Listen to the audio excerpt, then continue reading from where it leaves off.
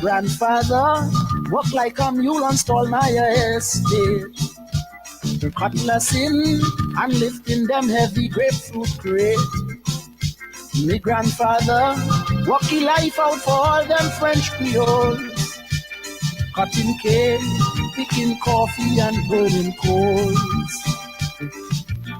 But while me grandfather was perspiring, the wealthy French Creoles were gathering. Now their grandchildren living in luxury and making style on me and me 5 picnics. I want me grandfather back there. You hear what I say? They hold me grandfather back there. You call them where I'm from, yeah. I want me grandfather back there. I want him to stand me there. They hold me grandfather back there. The Votal Guns and Dilemma, O'Brien, Grant and O'Connor, fill their bank books and build their empire from the sweat of me grandfather. Me grandfather worked like a horse. It was blood, sweat, tears and good force. No house, no land, no bank book, no pension to leave for his grandchildren. I want me grandfather back there. They hold me grandfather back there. When we Pumanje, I want him Mr. Nive. Oh.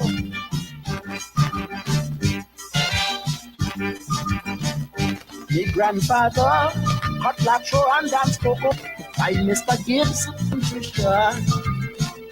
Me grandfather had to cut grass, feed and clean the horses and run errands for the wives of his white bosses.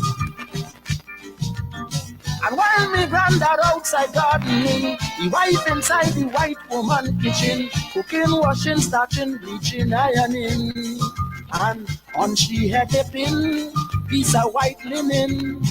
I want me grandfather back there. I want him Mr. Taddy. They know me grandfather back there.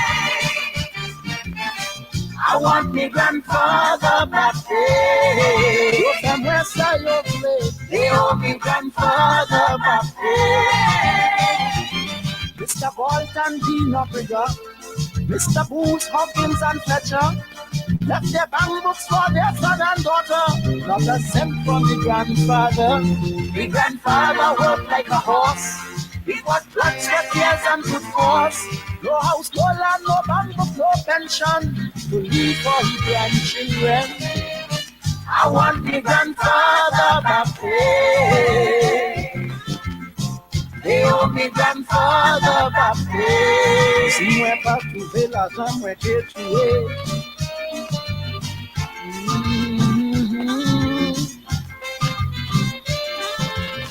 Oh.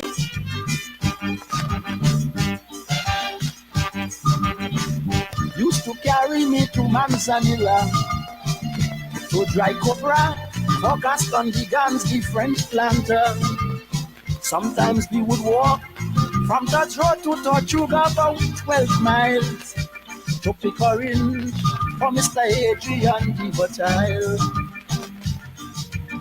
When William Gordon founded Gordon Grant, the grandma mixed cement to build that plant and taught dry goods in crockers back by the tons for the Oprahs and Sons and his friend Alstons. I want my grandfather back there. They owe me grandfather back there. All them French Creoles. I want my grandfather back there. They owe me grandfather back there. Alston's work him till he get old. Grandpa takes so much hot and cold. In the night, if you hear the old man groan, I try to dry up all the bone. No medicine, no doctor fee. The society card empty. The bury in Lavanti Cemetery unceremoniously. I want me grandfather back there. God declared today They hold me grandfather back here. À présent, c'est les pour moi parler. War declared today. Ngozi must manger.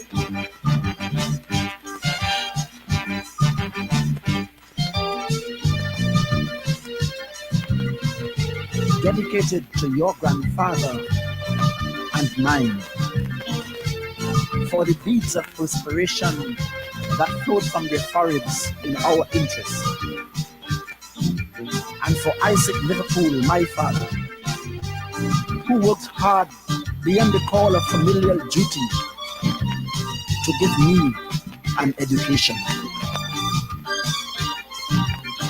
For this, we say thanks.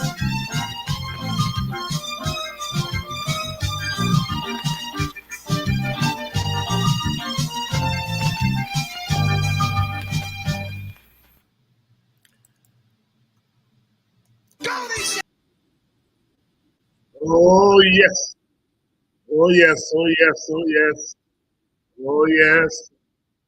As the young people would say, oh yeah, yeah, oh yeah, yeah. Good evening to you. I want my grandfather back pay, dedicated to all our grandfathers, our great grandparents. The music, the lyrics, the creativity of Dr. Hollis Liverpool, the mighty chalk dust, the mighty chalk dust.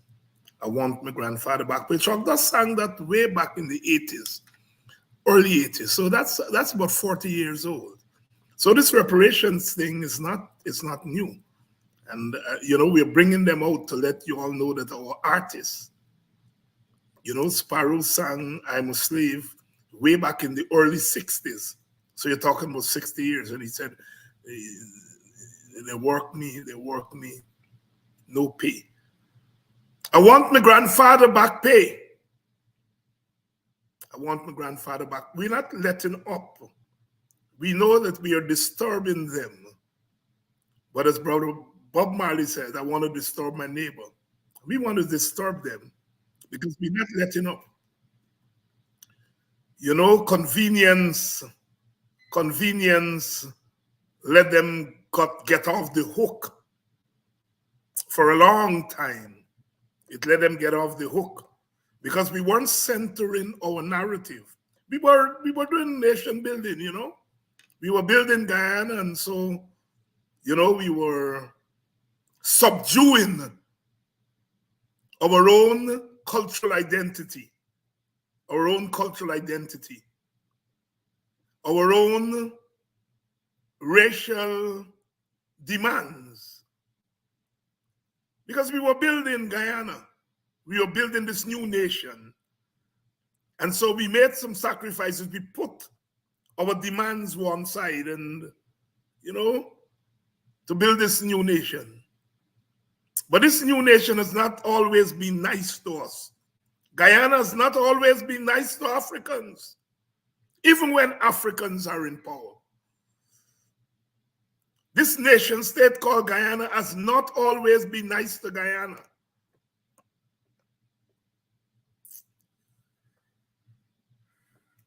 Colonial Guyana, we give them our all. The slave state, we give them our all. For nothing, they didn't pay us. And they've not been nice to us. And we are nice people. And we say, well, let the past be the past. That's what they want. I know of all the sentiments around the Gladstones coming. And I agree with a lot of those sentiments. But I tell you, I'm glad the Gladstones come. Because in coming, they have allowed us to put our case on the front burner again. And this time, we're not letting loose. We're talking about an African cultural revolution in Guyana. And that African cultural revolution must mean the regaining and the recapturing of our cultural past, linking us to Africa, tracing our footsteps, tracing that journey across the Middle Passage, transatlantic slave trade, on the plantations of the Americas, creating wealth for Europe, for America, turning the wild coast of Guyana into a civilized space, taking our own cash money and buying lands and showing Guyana what civilization means, creating the villages, the village movement, economics or national politics, our civilization. We were there, always there, and we are still here to tell the story. And yet Guyana has not always been nice to us. Guyana is telling our elected leaders, I will not speak to you if you don't shake my hand. Oh my God.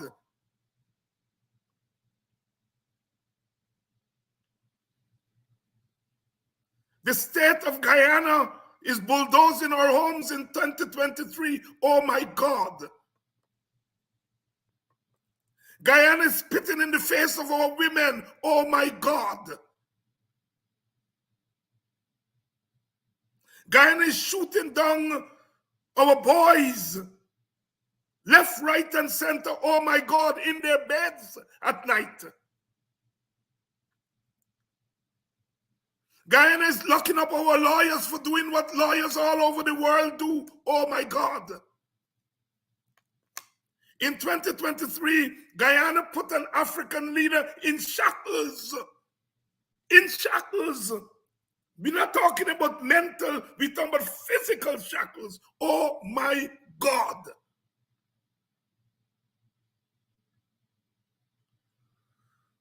Guyana has not and still is not nice to Black people.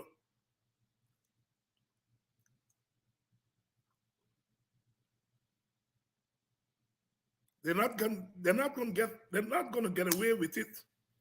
They're not. And so I am glad the white people came. I don't care too much about the apologies and so on. I think that's good. The real apology will have to come from the state, the nation states of Europe that benefited. I'm glad the white people come so that they can acknowledge what we always knew, which is that we were victims of the most inhuman economic and political system the world has ever known, mankind has ever known. And we live in a society that doesn't acknowledge that. A society that tells us about all kinds of things, but they don't acknowledge that our enslavement created wealth for others. Our enslavement led to our labor being used to humanize the space and create freedom, some semblance of freedom, so that others will not come as slaves.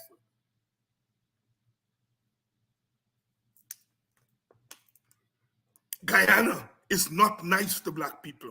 I don't know about other leaders who don't want to say it, who looking over their shoulder, who looking behind them. I am not. I'm saying Guyana has not been nice and continues not to be nice to Black people. And as the son of a Black man and a Black woman, I ain't taking that anymore.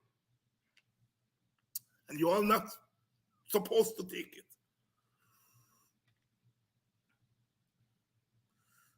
Every time we do something, they find something. Coffee created the 1763 rebellion. Oh, Kofi was a dictator. Kofi is a damn hero. Oh, Kofi wanted to put in place the same thing he was fighting against. They always tried to find some fault with what we did. 1763 is the beginning of Guyanese nationhood. Kofi showed us what resistance could lead to. He opened the doors.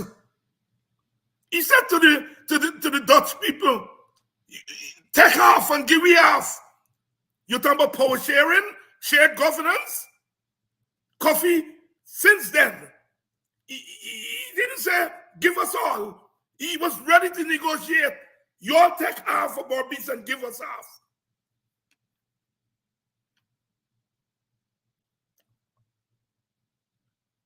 And they tell us, oh, Kofi was this, and Kofi was a hero. 1823. They could not be 1823 without 1763. The age of revolution from the mid-1700s to the mid-1800s. 1763 is right in there. 1823 is right up there.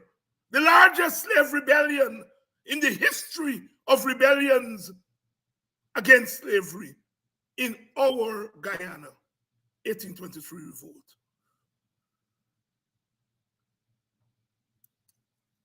Guyana has not been nice and is not nice. I don't want for any moment Irfan Ali or Jack Leo to talk for me when it comes to slavery and black issues. I don't mind their support, but don't talk for me. Don't talk for black people. You cannot.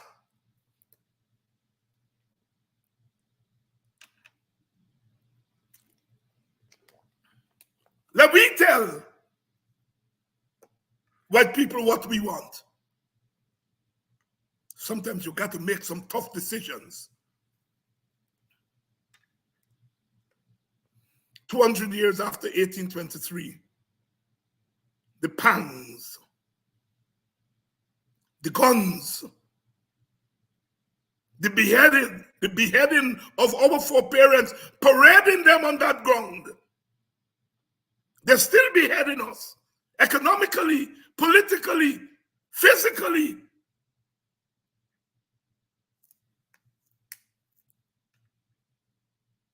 You are not shaking our leader's hand. You are not talking to our leader, our elected leader, 200 and odd thousand votes. And you are not talking to him because he don't shake your hand. Your hand. Your hand. Your hand has the blood of the state on it. Or in Boston, Quindon Bacchus. Why should he shake that hand? This is my hand, Martin Carter says.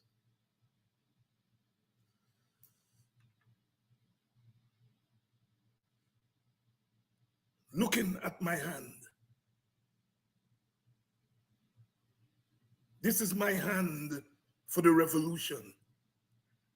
That night there will be thousands of torches from the hospital. The lame will come. Those who are mad will become saints for the revolution. Those who are weak will become strong for the revolution. And I myself shall be so fiercely happy that I'll make my shirt a banner for the revolution. Our revolution.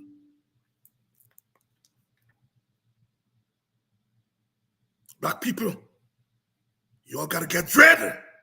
Dreader than dread. You all know what dread means. Tonight, we're gonna talk about colliding things. 1823, reparations, 1763. You get the damn temerity to send people at Timeri Airport. to say you picketing white people. when people don't come to you, it's not your business. Let me deal with them.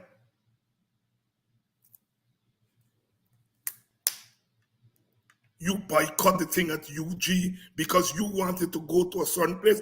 Gone are the days when we say we want a statue at Parade Ground and you carry it to the seawall. We're not doing that anymore. You're wiser. Good evening to all of you. Good evening. Good evening. Wisdom cometh from those who feeleth. When you're unintelligent as the president of Guyana, we can't help but expect that kind of behavior, shameful ignorance and impolite of any president. The wisdom comes from boxing back down side. It could come from any back down side. Unintelligent. One thing I like about our people, we understand what intelligence is. Can't fool we with that. Tonight we're going to continue to walk this journey. Brother Martin said, I've been to the mountaintop and I've looked over. I've been to the mountaintop. And I've looked over. And I've seen the promised land. I may not get there with you, but I know as a people we're going to get there. The promised land is not far off because we're working overtime. Now that you see the light, what you're going to do? Stand up for your right. Now that we see the light, we're going to stand up for our right. That's what they want. Let me bring in my guest tonight, Dr. Simpson Perry Silver. What they say? Know that name. The youngest government minister in modern times. He was in 30 years. In modern times. I always tell people, in 1953 when they won that first election on the adult suffrage, the United People's Progressive Party, not this present one, the old one. Fobbs Burnham was just 30 years old. Sidney King was just 28 years old. Martin Carter was just 25 years old. There were little boys. Dr. David was 35. He was a little bit older than the rest of them. Mrs. Jagan was 33.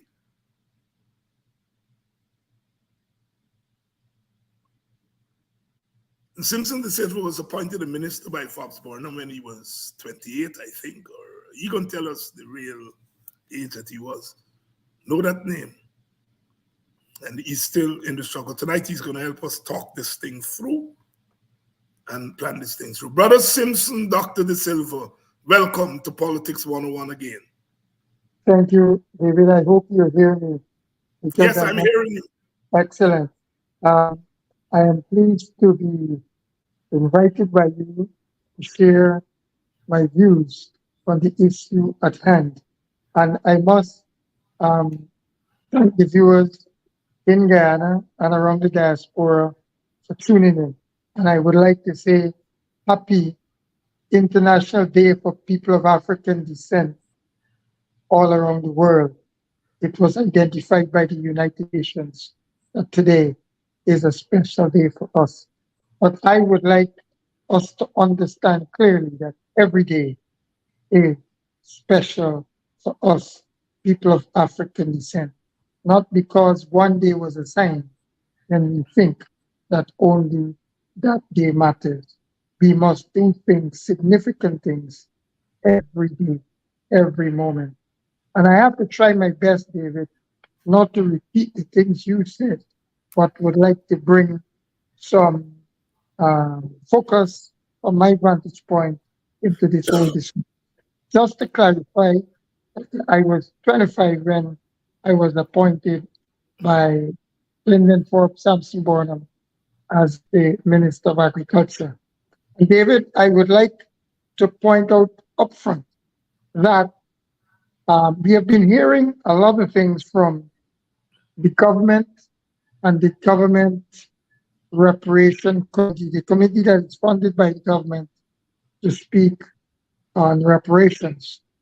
But I strongly believe that apart from the voice of the government or a committee sponsored by the government, we should have a greater role for civil society across the nation.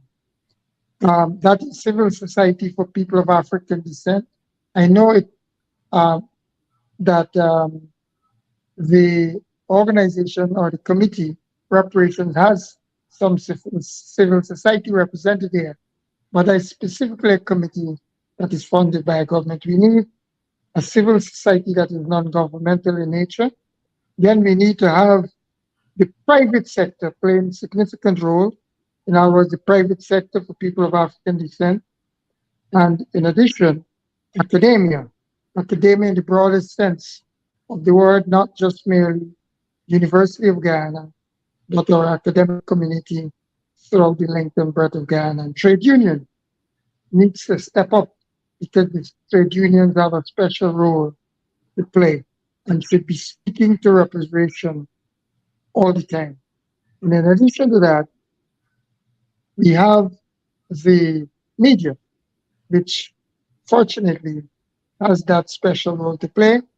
And apart from all of that, now the international development partners, all of us need to be working regularly, daily, on the issue of reparations, on the issue of the current state of being in Guyana for people of African descent, the whole issue of inclusion of people of African descent in the sustainable development of our country. Because when our ancestors, as you rightly put it, our ancestors were fighting to be recognized as human beings, to be treated as human beings, especially due to the fact that they were getting no pay. And we are calling not necessarily for the back pay, we're talking about their pay. We're talking about monies that were denied by our ancestors and money which the colonizers, upon enslaving our ancestors, our African foreparents, they used that money to develop their countries and their families. And we are saying, because of the fact that slavery, we know that it was a crime against humanity. We knew it was the worst thing that could have ever happened in the face of the earth. But my question is, how do we, even at this time, still do not have a state of emergency for that kind of agenda? Because it's an agenda that is really cockeyed.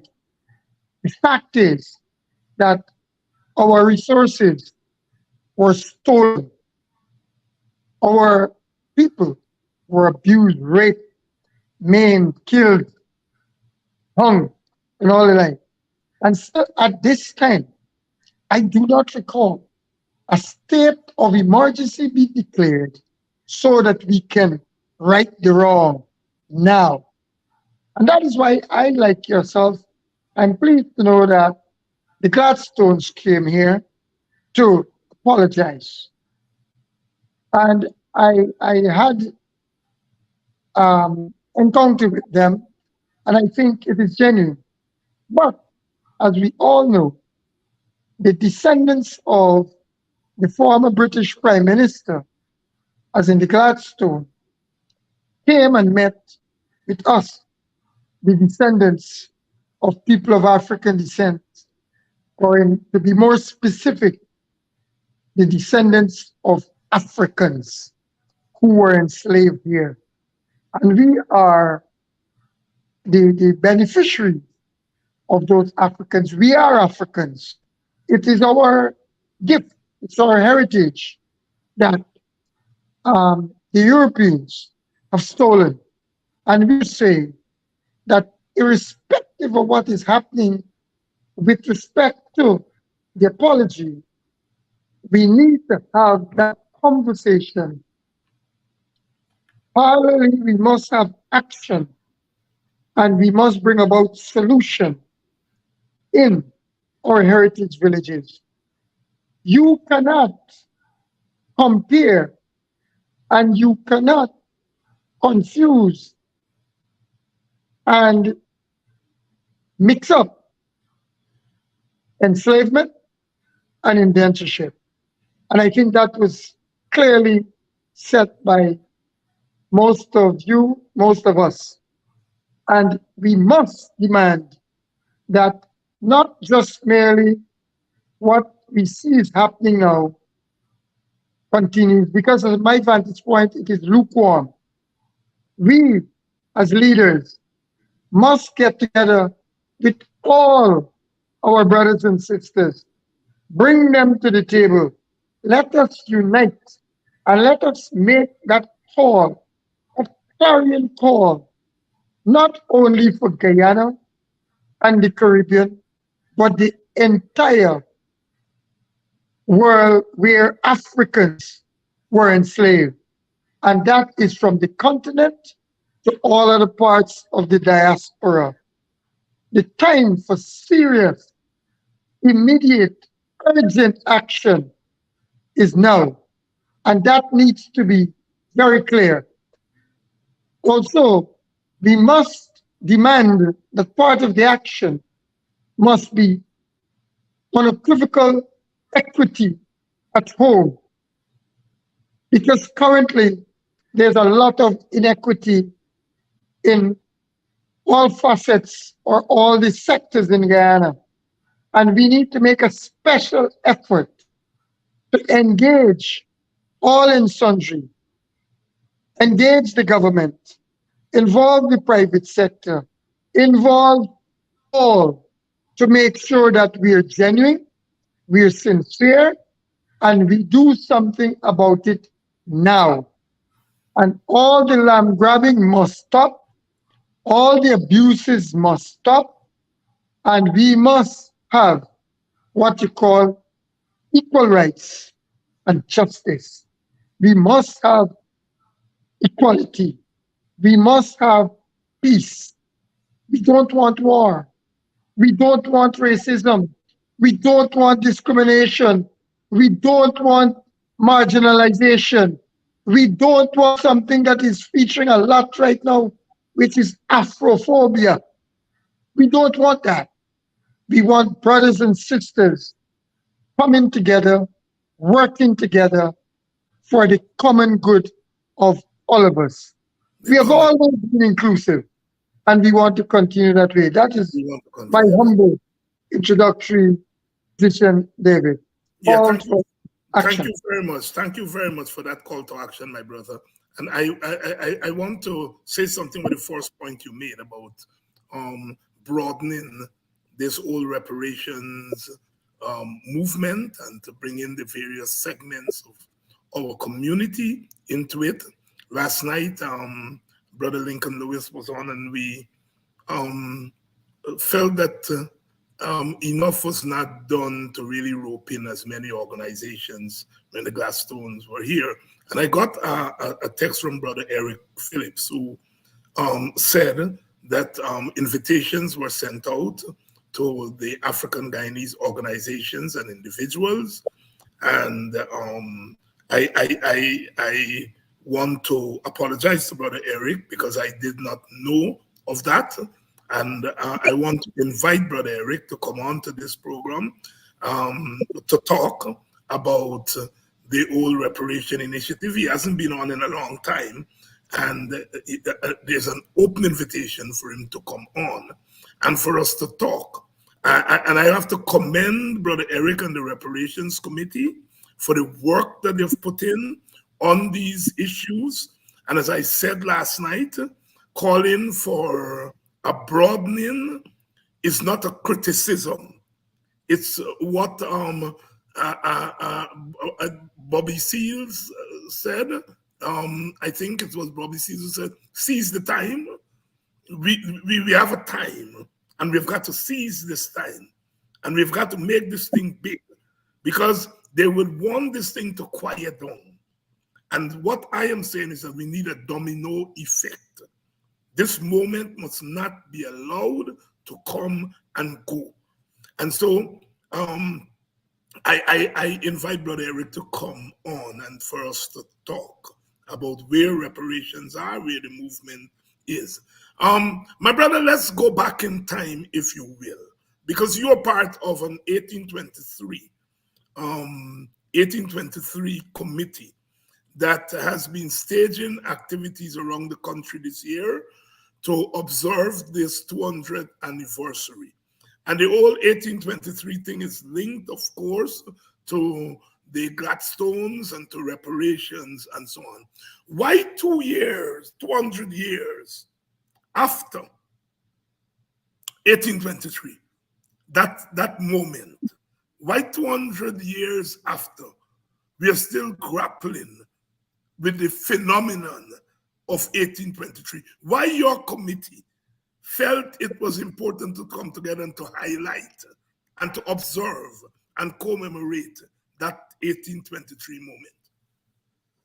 moment? David, we had to do what we were doing and still are doing and will continue to do, because when we checked on the ground in Guyana, we did some very informal surveys because we didn't have money to carry out formal surveys.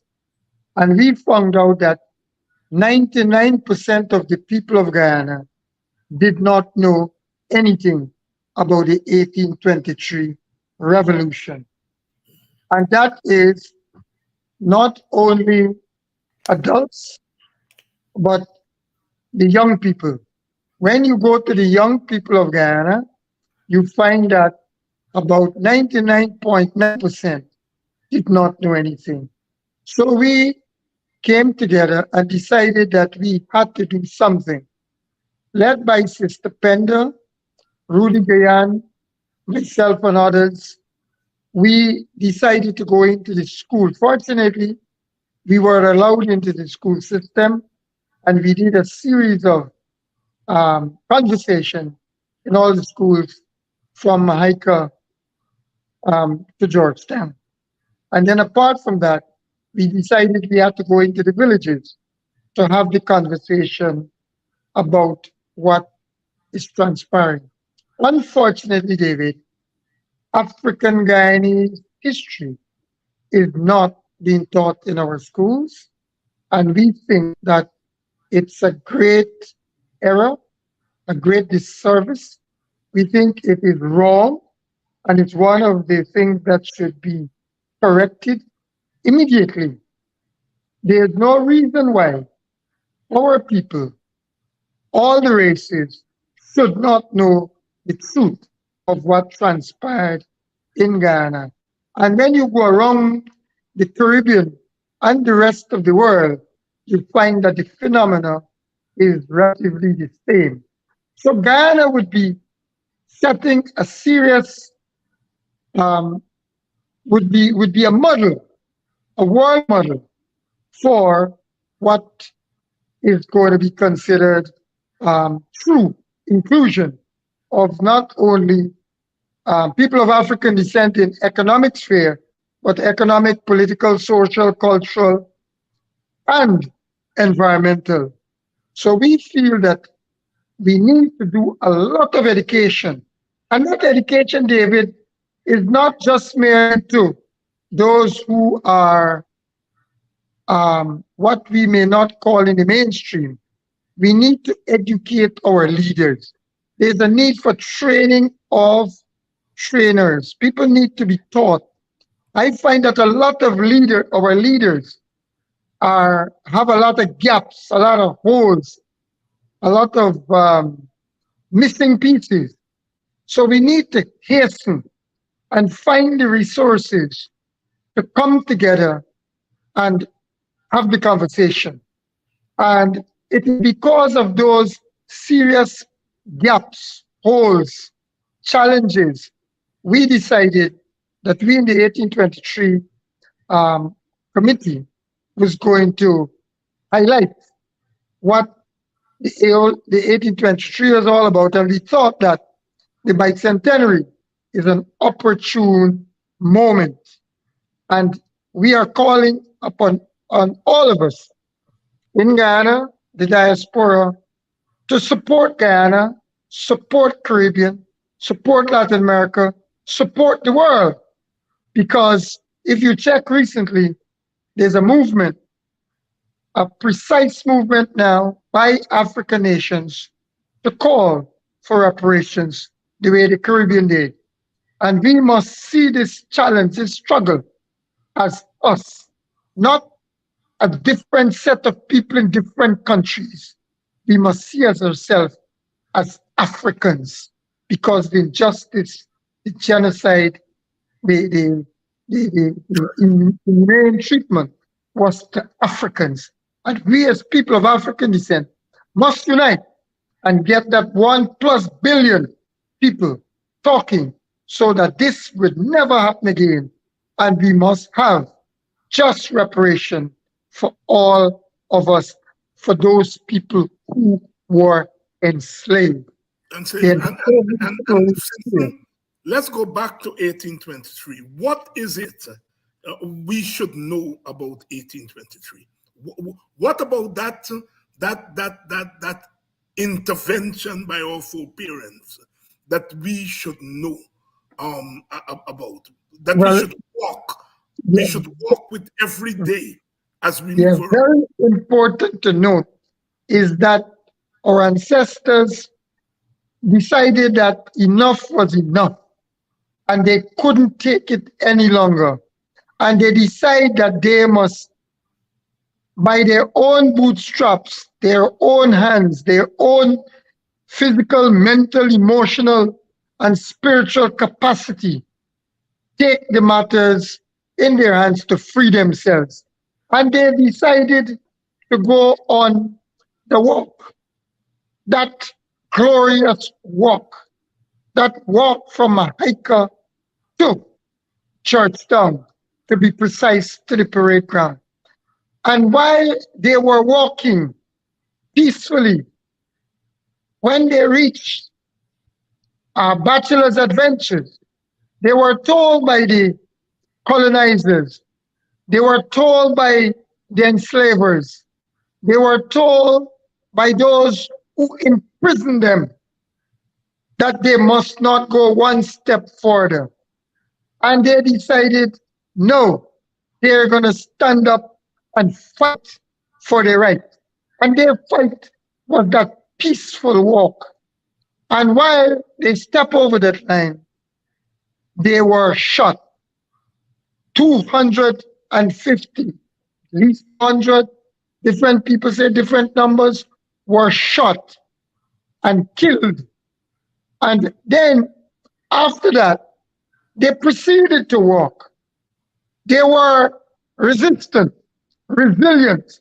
They proceeded to walk and walk to parade ground. And when they reached there, they were tried, 45 of them, and they were found guilty. That's the leaders who were still remaining, and they were beheaded, and their heads were taken off and hung on posts along the coast so as to deter them from standing up and fighting for their human rights, standing up and fighting so that they would be paid, standing up and fighting so that no longer they must take the work that they do and don't pay and just use it for their aggrandizement.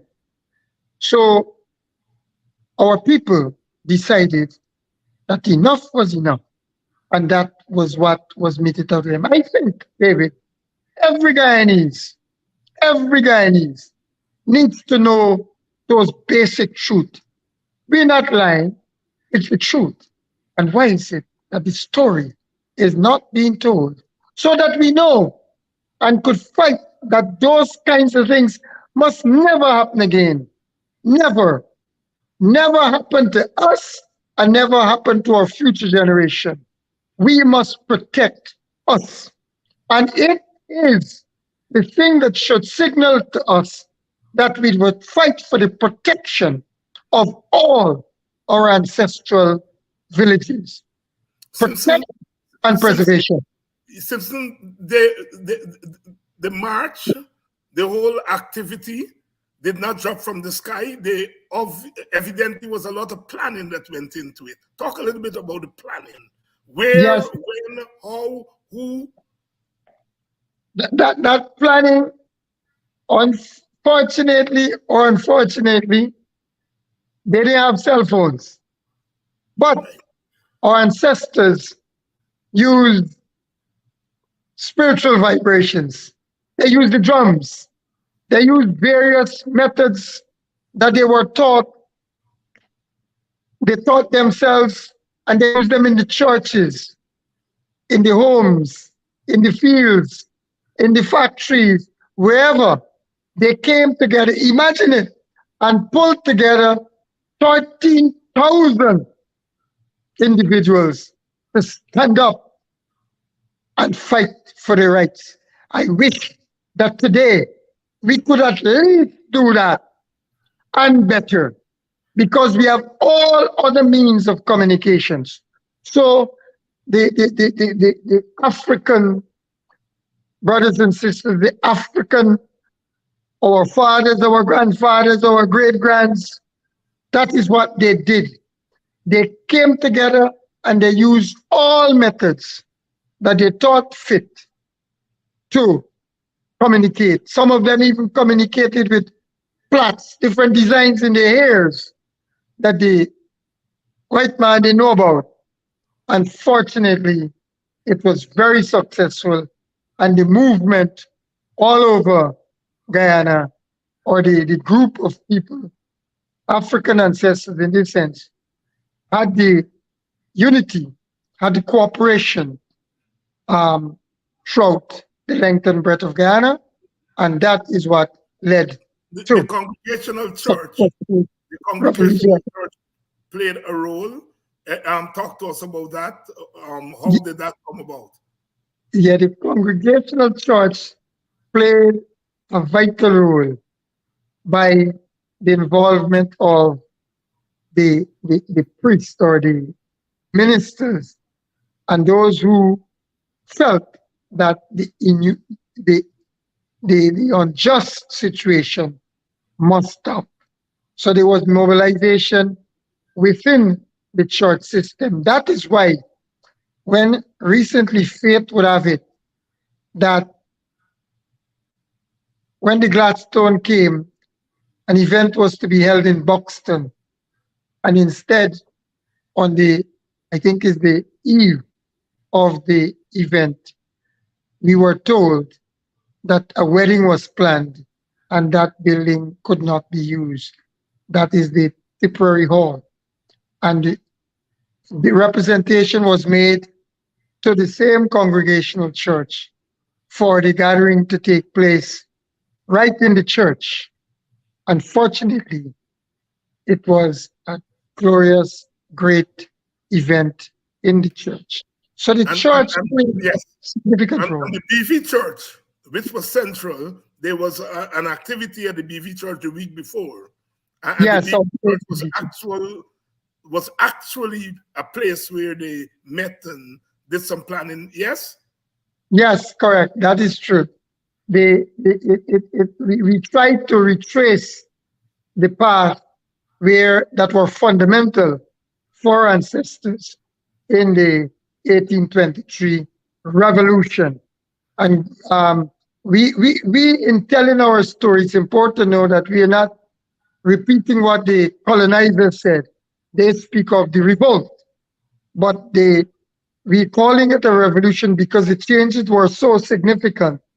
And that 1763, 1823 is responsible for where we are today and us being able to talk about some of those immediate changes that came about as a result of that revolution in 1823. Well, the most important one for me, which I don't know why it is so, it took them so long that in 1834, technically, slavery was abolished. But the colonizers thought that the people who were working on the plantations, doing the same kind of work for so long, should go through a period of apprenticeship. And there's it, just to steal much more of our money and not to pay us the way we ought to be paid. And then eventually, in 1838, we got our emancipation. And fortunately, thereafter, the monies that were earned, our ancestors were able to pool resources together and purchase the plantations which they converted, 55, I think it was, to villages. And eventually, the whole thing about the village movement, unique in the world. So it is those kinds of tangible and intangible heritage that cannot be compared to any other phenomena, any other part in the world. And it's important that we speak to it. It must be understood clearly, and it must be dealt with separately. I firmly believe, we from the committee firmly believe that, and we as Africans, African Guyanese, but Africans first, must make sure that by sweat and tears, and hopefully not blood, that we protect those tangible and intangible heritages that were bequeathed to us, and that our children and grandchildren and great-grandchildren must benefit. And in addition to that, David, it's critical that we put at the center of all of this the sustainable development of our people of African descent. Because currently in Guyana, sustainable development of a lot of races, including the Amerindians, they have over 200 village plans that were financed. They have a ministry, they have a secretariat, and they have all kinds of interventions from the international development partners. We, in Guyana, as people of African descent, deserve at least a fair share. The East Indians are benefiting tremendously in so many ways. The Portuguese, the Europeans, all will say, let us leave no one behind. Let us take into serious consideration the efforts of our ancestors and our heritage currently. Simpson, do you believe that the current Guyana state, as a successor state to the slave and colonial state, do you believe that they should be part of this repairing, this reparation for African people? Well, I like I indicated earlier, but I'll be specific now, David. The government has a role to play. The government is the government, and should make sure that there's enabling environment in this country. But the business of Africans, The business of African Guyanese must be spearheaded by African Guyanese leaders. We must take our rightful place and lead. We must make sure, though, that the government, the private sector, civil society, the church, the trade unions, the media, all international business partner, all of us working together. But this agenda must be led by African Guyanese, must be led by Africans. And we have to make sure that those hands where this thing would be placed would be safe hands. We have a lot of work to do, David. We have to speed up the conversation, speed up action, take solutions as we go along in our heritage village. I call it cash. And we have to use African traditional methodologies, which is ATM. So the cash ATM must, or cash ATM technology, cash ATM machinery must be led by us, African leaders.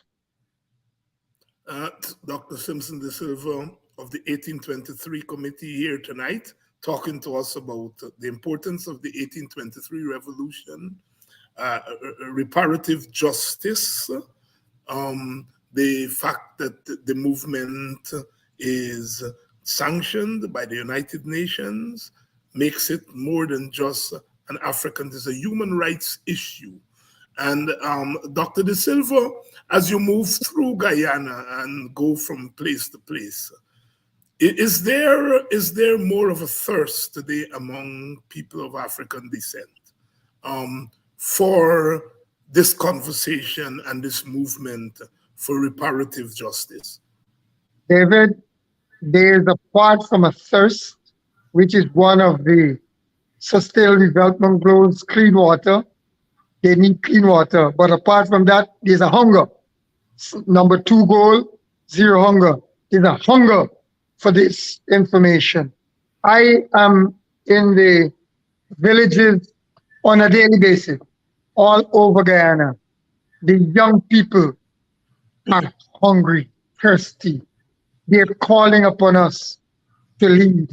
They're calling upon us to make sure we include them.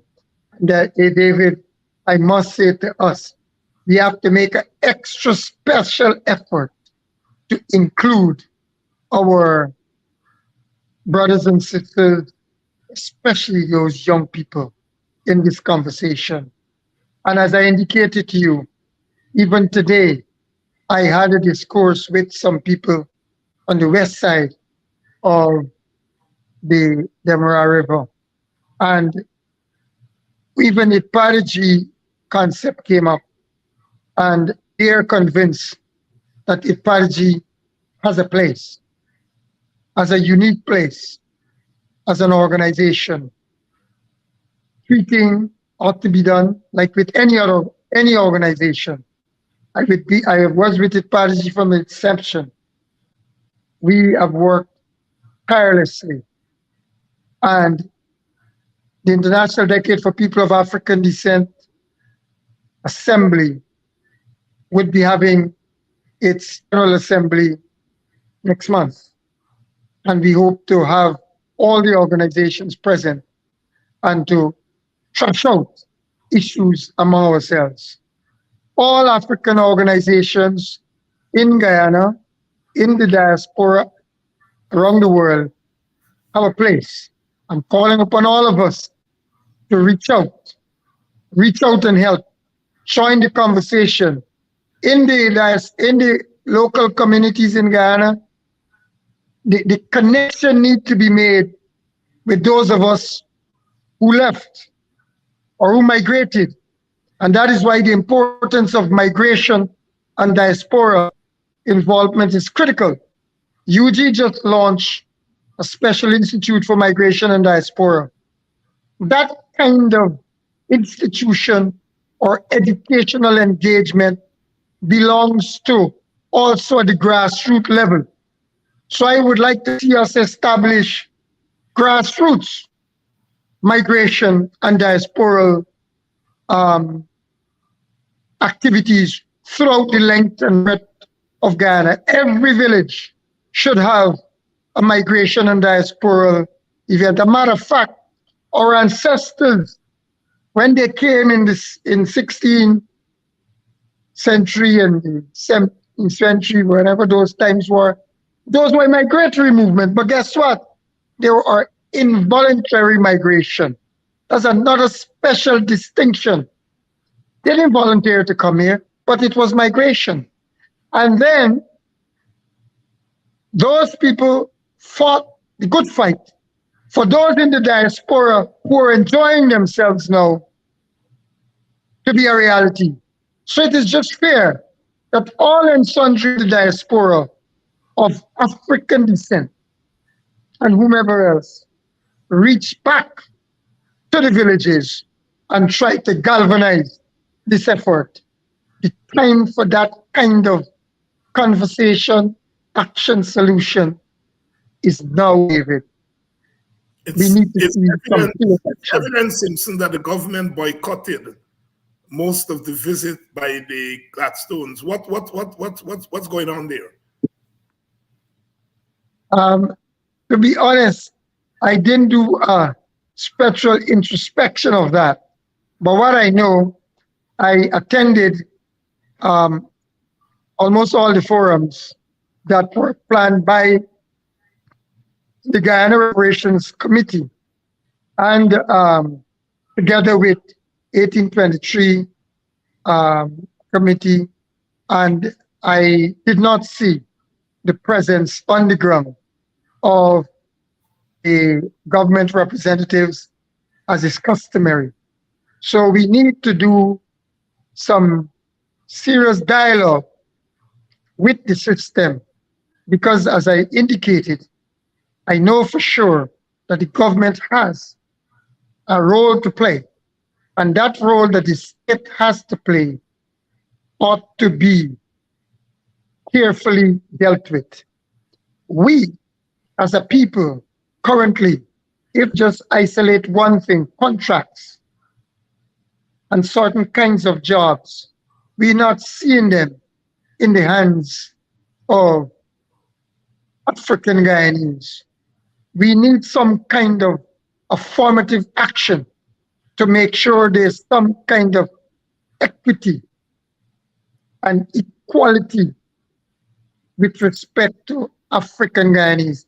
And I must pause at this time to congratulate the group of experts who have done some significant work to have what you call the operationalization of the Agenda 2030 and for development and its sustainable development goals for the inclusion of people of African descent in all its work.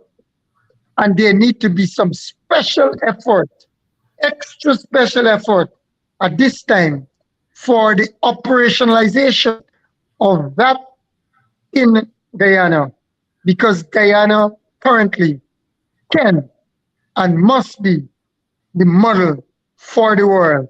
I've been checking what's going on around the world, and we in Guyana are doing a relatively good work, and we must give support to all of us who have decided, like the ancestors, to come together, to work together for this common good. I hope that answers your question, David. Yes, Dr. Simpson de Silva here tonight, sharing with us his insights and information. Good evening to all of you. Good evening, Donnet Booker. Brother Jeffrey out there in Mocha, Arcadia. Raquel Gentle, good evening. Good evening to all of you. Good night to those of you who are joining us from Europe. Those of you who are joining us from the continent, good evening to all of you. And of course, all of you in Guyana, good evening and thanks again for joining us as we continue this journey. Dr. De Silva, your closing thoughts? We must remember clearly that we are fighting for our human rights. Our ancestors fought for the human rights, and they were successful at it. The ancestors gave a lot of valuable lessons to us, and we are thankful to those lessons. But we, at this time, have to understand clearly that we're not begging for anything. We're not asking for favors. We're asking for the resources that are ours,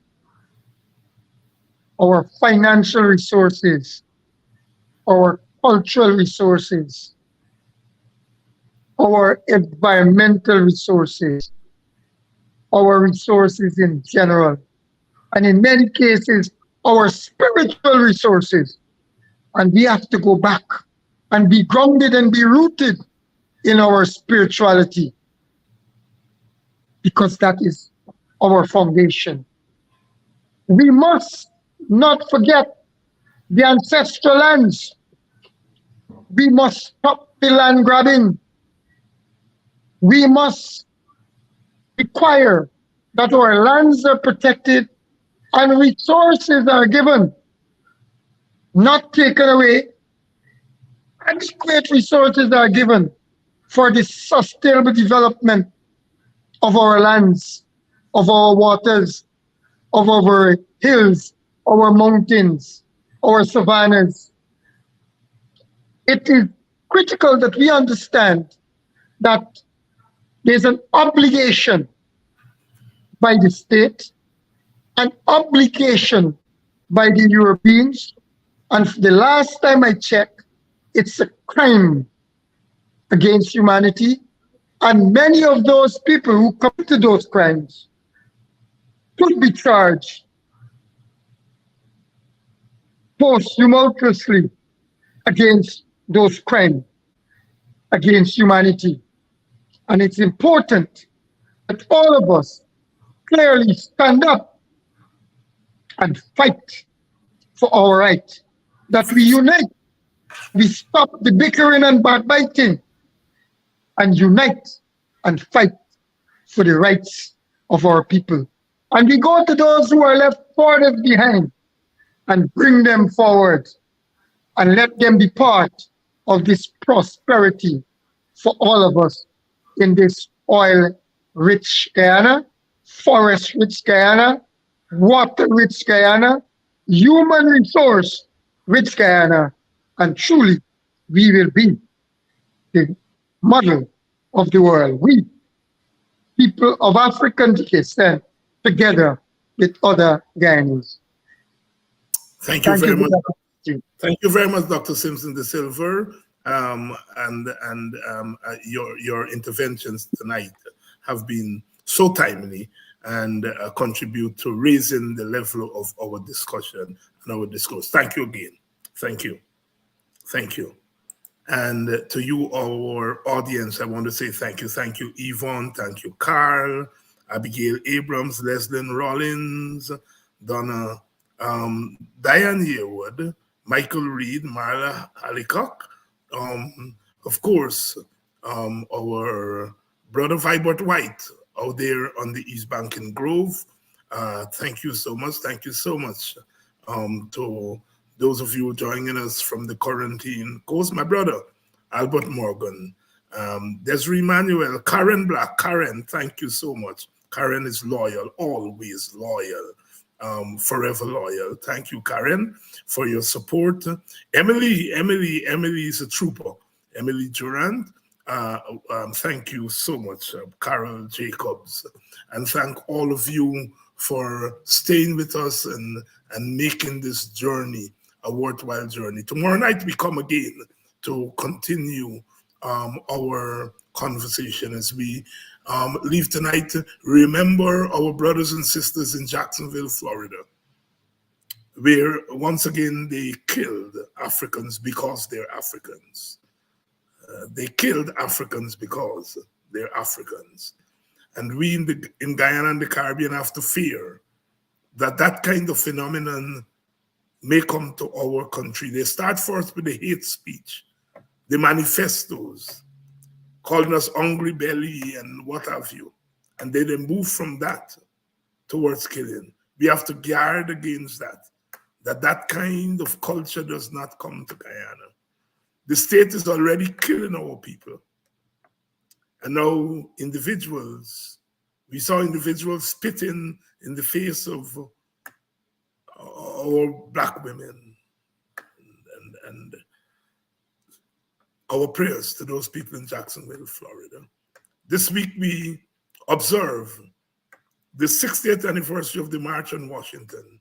That march led by Dr. Martin Luther King Jr., where he gave I Have a Dream speech. And that I Have a Dream speech is, in a sense, minimized. But that speech is much deeper than they make it out to be. We remember the organization of that march, the organizers of that march.